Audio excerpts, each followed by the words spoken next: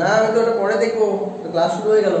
ঠিক আছে, write the formula of an oxoanions of manganese in which it shows the oxidation state equal to its group number।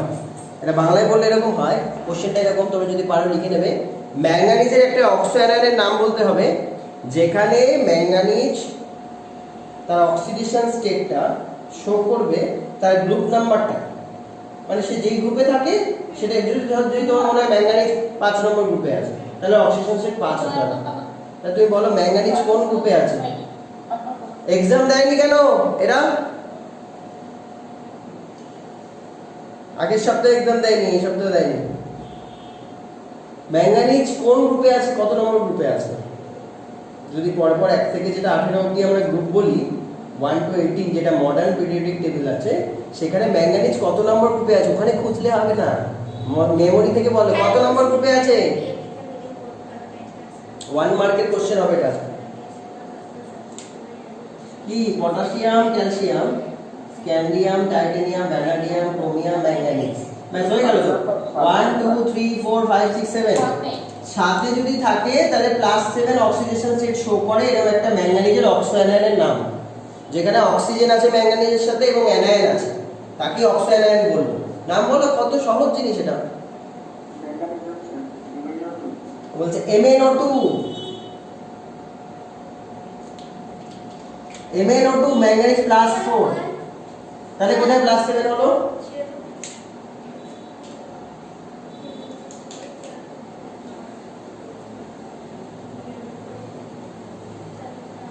বলো বলো, আর কি হতে পারে?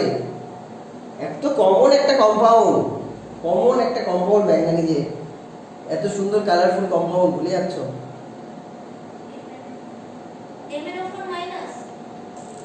এইবারে উত্তরটা এসছে MnO4। MnO4 পড়েছিলাম না? তাহলে MnO4 মাইনাস, MnO4 মাইনাস করে দেখো ম্যাঙ্গানিজের কত আসছে। ম্যাঙ্গানিজটা আমি x ধরলাম, 4 * -2 = -1। আমরা DA ব্লক করছি কিন্তু P ব্লকটা হয়েছে, তাহলে x কত? +7। এই তো কোশ্চেন ছিল। নেক্সট কোশ্চেন বলছে জিঙ্কের যে সল্ট, আমি বলছি জিঙ্কের যে সল্ট, এগুলো ইয়ারের কোশ্চেন, এগুলোই আসবে, সেটা হোয়াইট, কিন্তু কপারের যে সল্ট এটা কেন কালারফুল? জিঙ্কের যে সল্ট, ধরো জিঙ্কের সল্ট বলতে আমি এটা বলতে চাইছি Zn2+, এর যে সল্ট এটা হোয়াইট, আর Cu2+ এটা কালারফুল। এটা একই জায়গায় একটা রং হতে পারে, হ্যাঁ ম্যাক্সিমাম ব্লুই হয়, Cu এর মধ্যে কপার 2+ এর কালার ব্লুই হয়। কেন কালার দেখায়? এর রিজন কি? এক কথায় বলে দাও, এক কথায় রিজন।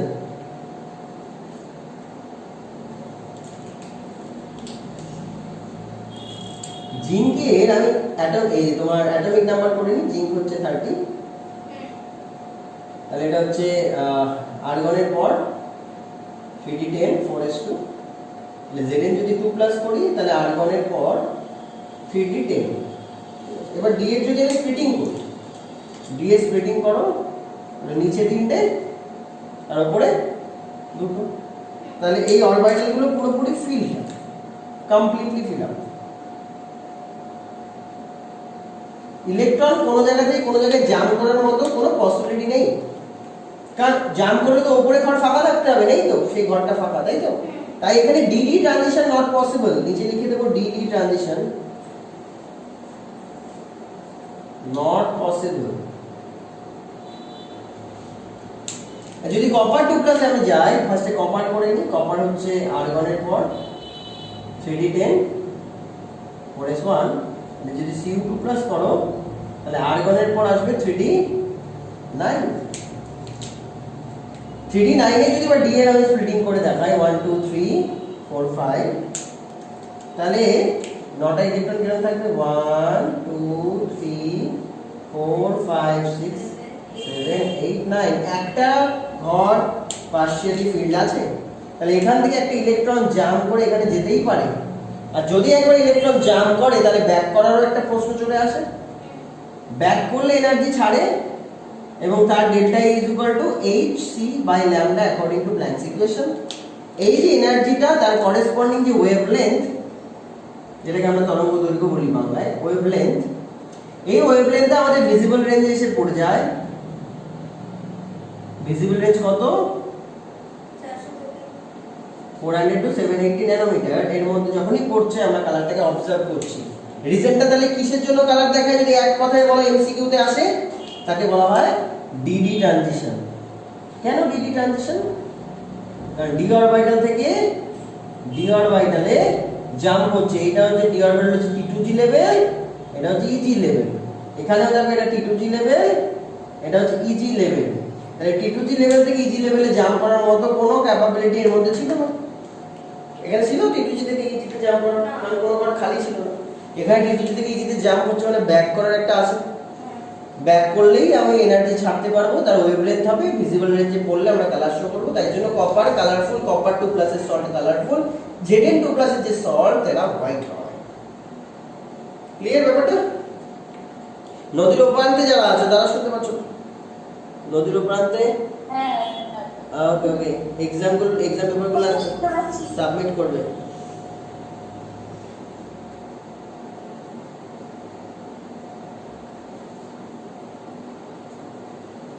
নেক্সট কোশ্চেনটা আমি বলে যাচ্ছি, হচ্ছে ট্রানজিশন মেটালস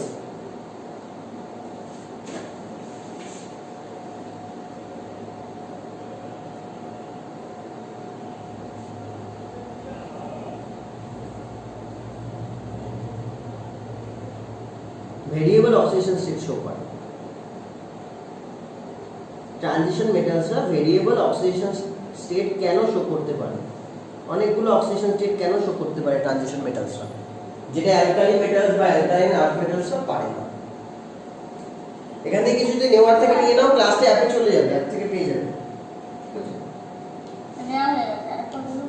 মুছে দিলাম। বললাম ট্রানজিশন মেটালসরা কেন মোর দেন ওয়ান অক্সিডেশন স্টেট শো করতে পারে। মুছে দিচ্ছি না আমি। একটা অ্যালকালি মেটাল বা অ্যালকালাইন আর্থ মেটালের কথা বলি। ধরো একটা অ্যালকালি মেটাল আছে, একটা অ্যালকালাইন আর্থ মেটাল। বলো sodium, potassium, rubidium, caesium, magnesium, calcium, strontium, barium. এরা কি ফিক্সড অক্সিডেশন স্টেট শো করে। এরাও মেটাল, ওরাও মেটাল। এরা কি মেটাল? এটাকে বলা হয় অ্যালকালি মেটাল। +1 অক্সিডেশন কি শো করবে শুধু, এটাকে বলা হবে alkaline earth metal. +2 oxidation state show করবে। কিন্তু যে ট্রানজিশন মেটালস আছে তারা ভেরিয়েবল অক্সিডেশন স্টেট শো করে, এবং এদের মধ্যে সবচেয়ে বেশি ভ্যারাইটি শো করে ম্যাঙ্গানিজ।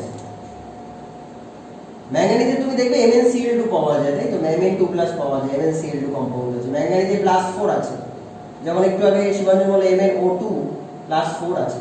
তাহলে ম্যাঙ্গানিজে আবার দেখো K2MnO4 +6 আছে, ম্যাঙ্গানিজে KMnO4 +7 আছে।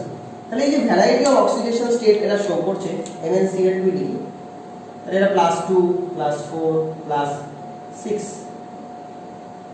+7। তার মানে এরা এখন ট্রানজিশন স্টেটে আছে, এরা ফিক্সড হয়নি, তাই এটাকে ট্রানজিশন মেটাল বলা হয়। এরা ট্রানজিশন করতে পারে, একটা স্টেট থেকে আরেকটা স্টেটে এদের ট্রানজিশন হয়, ঠিক আছে? তাই এটাকে ট্রানজিশন মেটাল বলা হয়। তো এরা কেন ভেরিয়েবল অক্সিডেশন স্টেট শো করতে পারে? আমাদের অ্যানসারটা দিতে হবে ইলেকট্রনিক কনফিগারেশনে। আমি ফার্স্টে ম্যাঙ্গানিজের ইলেকট্রনিক কনফিগারেশনে চলে যাই, যেখানে ম্যাঙ্গানিজে আমরা বলে থাকি কি 25, তো তাহলে আর্গন দেওয়ার পর হবে 3d5 4s2। প্রথম অজুহাত দেখাতে পারবে তোমরা যে এখান থেকে যদি ম্যাঙ্গানিজ দুটো ইলেকট্রন ছেড়ে দেয়, তাহলে 3d5 যেটা হাফ ফিল্ড, এই কথাটা বলতেই পারবো আমরা। 3d5 হাফ ফিল্ড এই ইলেকট্রনিক কনফিগারেশনটা অ্যাটেন্ড করতে চায়, এবং হাফ ফিল্ড হলে কি সুবিধা আছে? ডি অরবিটাল হাফ ফিল্ড হলে কি সুবিধা আছে? এরা এক্সচেঞ্জ এনার্জি লুজ করতে পারে। মানে কি, এদের প্রত্যেকটা ইলেকট্রনকে একই রকম দেখতে, প্রত্যেকটা অরবিটালও একই এনার্জি। তাহলে কোনো একটা অরবিটাল থেকে কোনো একটা ইলেকট্রন যদি অন্য ঘরে যায় এবং ওটা যদি এই ঘরে আসে, এই ঘরে যদি এক্সচেঞ্জ হয়, কেউ চিনতে পারবো না আমরা। মানে 5 জন ধরো সবাই জুড়ুয়া, সবাই একই দেখতে এবং ঘরগুলো সেম। কোনো একজন যদি একজনের সাথে এক্সচেঞ্জ হয়ে যায়, বাইরে কেউ আউটসাইডার চিনতে পারবে না। এখানেও তাই হয়। এই ইলেকট্রনটা এই 4টে ঘরে এক্সচেঞ্জ হতে পারে, বুঝতে পারছো? এই ইলেকট্রনটা আরো 3টে ঘরে এক্সচেঞ্জ হতে পারে। এই যে ইলেকট্রনটা যেটা এটা রয়েছে, এটা আরো 3টে ঘরে এক্সচেঞ্জ হতে পারে। উল্টো দিকে যেতে পারে না? একই তো ব্যাপার, এক্সচেঞ্জ মানে তো এদিক ওদিক, ওটা এদিকে না ওটা এদিকে। বলছি এই 4টে ঘরে এক্সচেঞ্জ হলো মানে এ এর সাথে এক্সচেঞ্জ হয়ে গেছে, এটা কার এর সাথে বলা মানে তো ডবল বার বলা হয়ে যাবে। বোঝা গেছে? পারমিউটেশন কম্বিনেশন করছো যখন একটা একটা করে ছাড়তে তো হবে। এইটা কোথায় কোথায় যেতে পারে, এই দুটো ঘরে এক্সচেঞ্জ হতে পারে, আর ওইটা ওদের মধ্যে। তাহলে কতবার ওদের এক্সচেঞ্জ করার প্রবাবিলিটি আছে এর সাথে এক্সচেঞ্জ হতে পারে। এখানে 4টে, এখানে 3টে, আবার দুটো একটা, কটা হলো তাহলে 10 বার। তাহলে 10 বার এক্সচেঞ্জ করতে পারে, তাতে আমরা কেউ ধরতে পারবো না, তাই জন্য ওরা এক্সচেঞ্জ করে। আর এক্সচেঞ্জ করলে আমরা যে কোনো কাজ করবো আমাদের এনার্জি লুজ হবে না? তাহলে এরাও যখন কাজ করছে এদের এনার্জি লুজ হচ্ছে। এই যে এনার্জিটা এদের লুজ হলো, ভালো করে বোঝো, এই যে এনার্জিটা লুজ করলো সেই এনার্জি সিস্টেম থেকে বেরিয়ে যাচ্ছে, that is called exchange energy. তাহলে সিস্টেম স্টেবল হবে কি হবে না? এনার্জি লুজ করলে সিস্টেম স্টেবল হবে? সিস্টেমে যত এনার্জি থাকবে তত সে রিঅ্যাক্টিভ, সিস্টেম থেকে যত এনার্জি বেরোবে তত সে স্টেবল। তাহলে স্টেবল হলো, তাই জন্য হাফ ফিল বা ফুল ফিল ইলেকট্রনিক কনফিগারেশন এত stable due to exchange energy. এই কথাটা অনেকেই লিখে না, শুধু বলে আসে হুমসুল দিয়ে হাফ ফিল ফুল ফিল তাই স্টেবল। অর্ধেক কথা লিখে আসে, মার্কস অর্ধেক পায়। ঠিক আছে, হুমসুল দিয়ে ওটা তো লিখবেই, হাফ ফিল ফুল ফিল, তার সাথে এক্সচেঞ্জ এনার্জি লিখবে। এটা এনসিআরটিতে টার্ম কিন্তু, এবং এখান থেকে বোর্ডে আমাদের যে নিট জেইতে কোশ্চেন হবে, জয়েন্টে কোশ্চেন হবে, এনসিআরটির টার্ম এটা এক্সচেঞ্জ এনার্জি। বোর্ডের খাতাও দেখবে যখন এই কথাটা লিখে আসবে, অন্যদের থেকে বেশি মার্কস পাবে। ঠিক আছে, এটার জন্য স্টেবল। তাহলে এই কারণে আমি ম্যাঙ্গানিজ প্লাস 2 স্টেটে স্টেবল এটুকু বলতে পারলাম, একটা রিজন হলো। এবার বাকি রিজনগুলো আমাদের বানাতে হবে। কি করে বানাবো? এখান থেকে ডি অরবিটাল স্প্লিটিং করেছিলাম না একটু আগে, তাহলে ডি অরবিটাল একবার স্প্লিটিং দেখি কি এখানে এর সাথে ম্যাঙ্গানিজে যদি ডি অরবিটাল স্প্লিটিং করে তাহলে কি কি রকম ভাবে থাকতে পারে। 1 2 3 4 5, তাহলে ডি অরবিটাল স্প্লিটিং করো, করে কটা ইলেকট্রন ছিল ডিতে? 5টা। 1 2 3 4 5 ধরো সাপোজ। এখান থেকে যদি দুটো ইলেকট্রন বেরিয়েও যায়, আরো দুটো ইলেকট্রন যদি আমি বের করে দিই, তাহলেও T2G লেভেলটা হাফ ফিল্ড হচ্ছে, তার মধ্যে এক্সচেঞ্জ এনার্জি হবে, তার মধ্যে এক্সচেঞ্জ এনার্জি তারা লুজ করবে। তাহলে T2G লেভেল হাফ ফিল্ড করতে গেলে আরো দুটো ইলেকট্রন বেরোলো, তাহলে ম্যাঙ্গানিজ প্লাস 4 স্টেটে স্টেবল। লজিক বোঝা গেছে? সব বোঝানো যাবে না, বাট এইটুকু বোঝানো যাচ্ছে তো, প্লাস 2 থেকে স্টেবল হচ্ছে। তাহলে more than one oxidation state show করার অনেকগুলো আমাদের কাছে রিজন হয়ে গেল। একবার কি ডি অরবিটালকে হাফ ফিল করছে, একবার কি করছি T2G লেভেলকে হাফ ফিল করছে, একবার তুমি দেখাতে পারো T2G লেভেলকে ফুল ফিল করছে। যেখানে কোবাল্ট দেখানো যায়, কোবাল্ট প্লাস দিয়ে করে দেখবে T2G লেভেল ফুলফিলড হবে। বুঝিয়ে দিচ্ছি, দেখো ম্যাঙ্গানিজ দিয়ে বলছিলাম কি, কোবাল্টে যদি নরমাল ইলেকট্রনিক কনফিগারেশন করো তাহলে আর্গনের পর আসে 3d7 4s2। তাহলে কোবাল্ট 3+ থেকে 3টে ইলেকট্রন বেরোবে তো, কোন 3টে ইলেকট্রন বেরোবে? এখান থেকে দুটো, এখানে। তাহলে যখনই কোবাল্ট 3+ করবে ইলেকট্রনিক কনফিগারেশন চলে আসবে 3d6। 3d6 এ 6টা ইলেকট্রনকে আমি কিভাবে বসাবো? এরকম বসাবো 1 2 3 4 5 6। তাহলে T2G লেভেলটা কি হলো? ফুলফিলড হলো। তাহলে কতবার কত রকম ভাবে আমি ভেরিয়েবল অক্সিডেশন স্টেট পেতে পারি, কথা বোঝা গেছে? আরেকবার করে দেখা যায়, এই যে ম্যাঙ্গানিজ, এখান থেকে যদি সবকটা ডি এর 5টা ইলেকট্রনই বের করে দাও তাহলেও লাভ আছে। ম্যাঙ্গানিজ +7 এ গেলে কি হবে? অনলি আর্গন হবে। আর্গন নোবেল গ্যাস না? নোবেল গ্যাসে ইলেকট্রনিক কনফিগারেশন, তাই নোবেল গ্যাসে ইলেকট্রনিক কনফিগারেশন প্রাপ্ত করার জন্য ও 5টা ইলেকট্রন প্লাস 2টো 7টাও ছাড়তে পারে। তাহলে কতগুলো ওর কাছে অপশন আছে, কতগুলো স্টেজ আছে, কতগুলো প্ল্যাটফর্ম আছে যেখানে ও দাঁড়াতে পারে। তাই জন্য এটা ট্রানজিশন এলিমেন্ট, এক প্ল্যাটফর্ম থেকে আরেক প্ল্যাটফর্মে ইজিলি ইলেকট্রন গেইন করে বা লুজ করে ও যেতে পারে, কারণ অনেকগুলো প্ল্যাটফর্ম ওর কাছে স্টেবিলিটি দেয়। একবার T2G লেভেল হাফ ফিল করে স্টেবিলিটি দেয়, T2G লেভেল ফুল ফিল করে স্টেবিলিটি দেয়, ডি লেভেল যেটা করলাম ডিটা পুরো হাফ ফিল করে স্টেবিলিটি দেয়। আর একবার দেখলাম কোনো ইলেকট্রন না থাকলেও নোবেল ইলেকট্রনিক কনফিগারেশনের জন্য স্টেবিলিটি দেয়। তাহলে এতগুলো অপশন থাকার জন্য ট্রানজিশন মেটালের কাছে এতগুলো অপশন আছে, আর কারোর কাছে পাবে না। ট্রানজিশন মেটালে ডি আছে, ডি এর মধ্যেই T2G আছে, যাতে ডি মানে যে ব্যাপারটা আমরা বললাম সেটাতে বোঝানো যাবে। এই জন্য ট্রানজিশন মেটালসটা ভেরিয়েবল অক্সিডেশন স্টেট শো করে। ক্লিয়ার? নেক্সট কোশ্চেন আসা যাক। এখানে এটা অ্যাপে পেয়ে যাবে, এখানে সমাধান করছি না, আমি থরলি বলে যাচ্ছি। ট্রানজিশন মেটালস আর much harder than alkali metals. এই যে অ্যালকালি মেটাল আমরা এতক্ষণ আঁকলাম, এদের থেকে ট্রানজিশন মেটাল গুলো অনেক বেশি হার্ড। কেন জানো তো? অ্যালকালি মেটালকে কাটা যায় হাত দিয়ে, ছুরি দিয়ে কাটা যায়, জানো তো?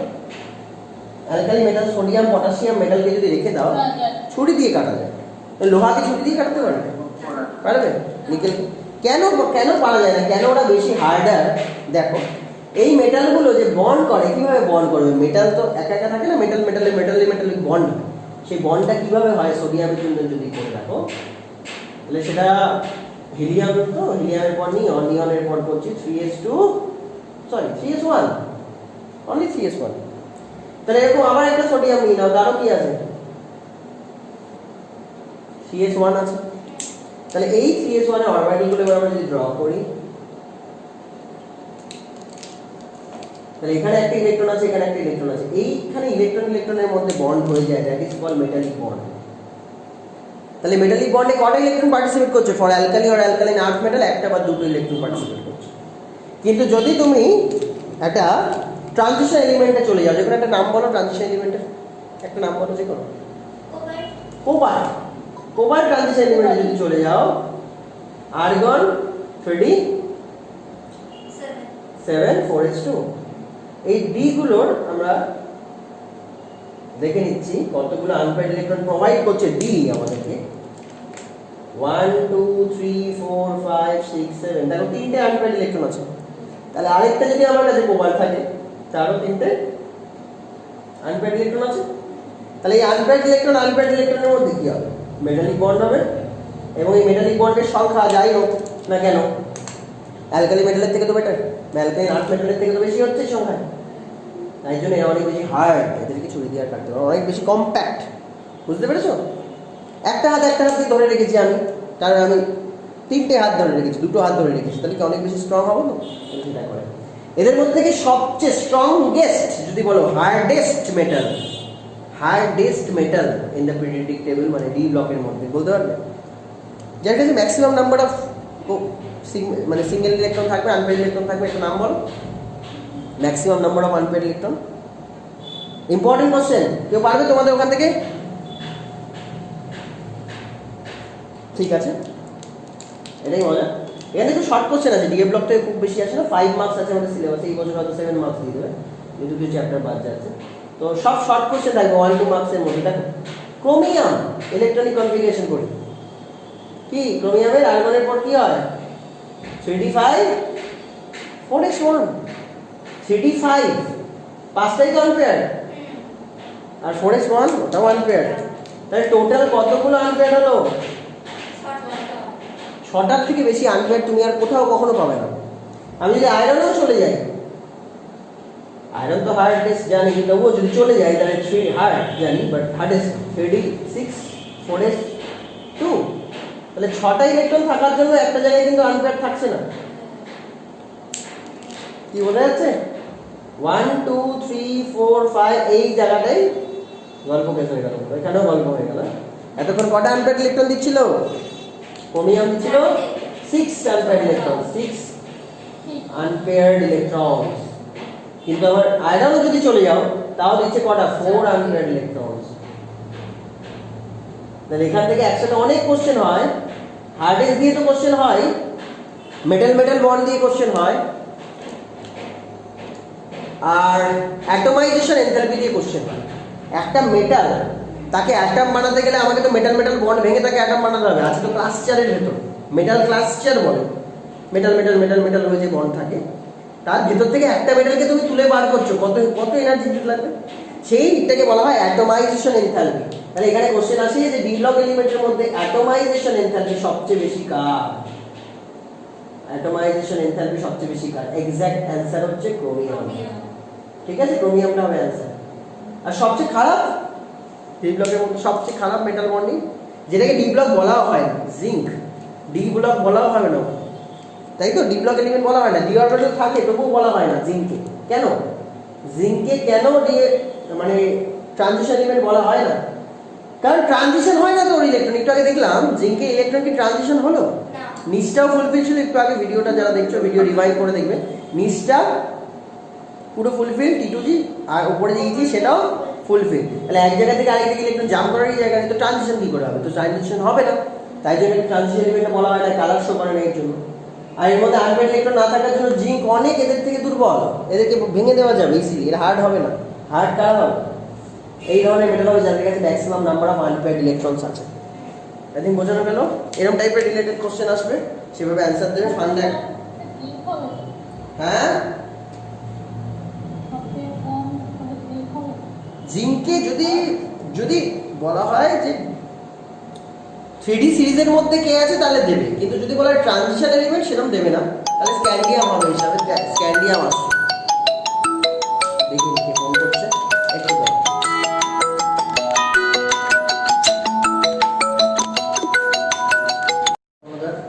কোশ্চেনটা বলছে which of the following cations are coloured in aqueous solution Y SC3+।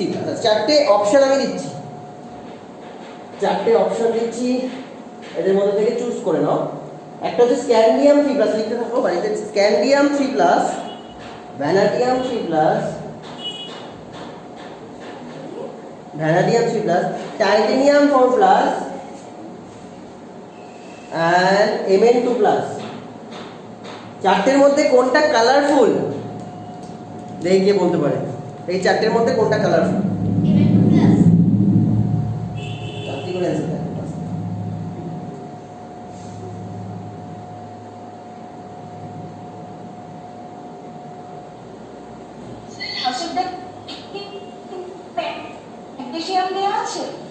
Magnesium না ম্যাঙ্গানিজ, Mn। আমি কি ম্যাগনেসিয়াম বলে ফেলেছি? Manganese, Mn। না না, আম ঠাম নেই, ম্যাঙ্গানিজ। এখন শীতের সিজন, এখন আম থাকবে কোথা থেকে? Manganese, manganese. ঠিক আছে।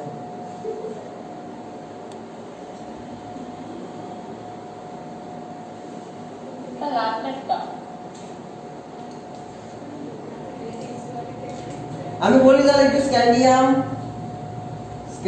21 যদি করো, আর্গনের পর 3d1 4s2, তাহলে স্ক্যান্ডিয়াম যদি 3+ করি তাহলে আর্গনই রইল, কোনো ডিতে ইলেকট্রন নেই, 3d0, তাহলে ট্রানজিশন হওয়ার কোনো গল্পই নেই এখানে। ভ্যানাডিয়াম 3+, আর্গন 3d2 4s2, সেখান থেকে যদি 3টে ইলেকট্রন বেরিয়ে যায় ভ্যানাডিয়াম থেকে, ধরো ভ্যানাডিয়াম থেকে 3টে ইলেকট্রন বেরোলো, এটা তাড়াতাড়ি শেষ করতে হবে নেক্সট স্টেপ আছে।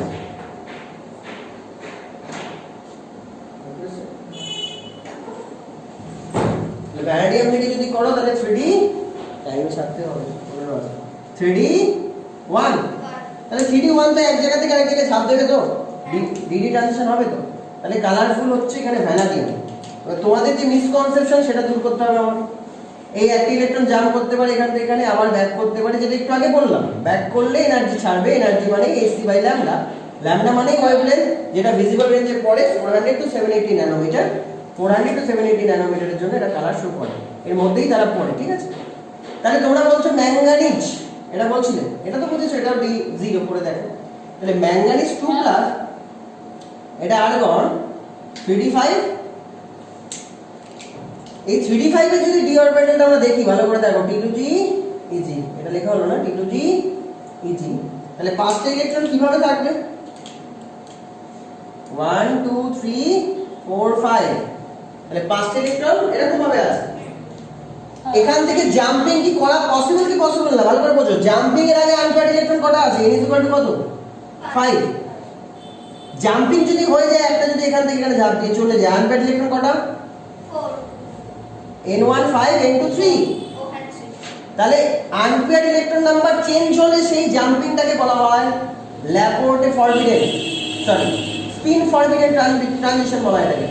এটাকে বলা হয় স্পিন ফরবিডেন ট্রানজিশন। মানে ইলেকট্রন ট্রানজিশন করতে গিয়ে ও তার ম্যাগনেটিক মোমেন্ট চেঞ্জ করবে না, ম্যাগনেটিক প্রপার্টি চেঞ্জ করবে না, ম্যাগনেটিক প্রপার্টিকে ফিক্সড রেখে ওরা যদি ইলেকট্রন জাম্প করাতে পারে করাবে।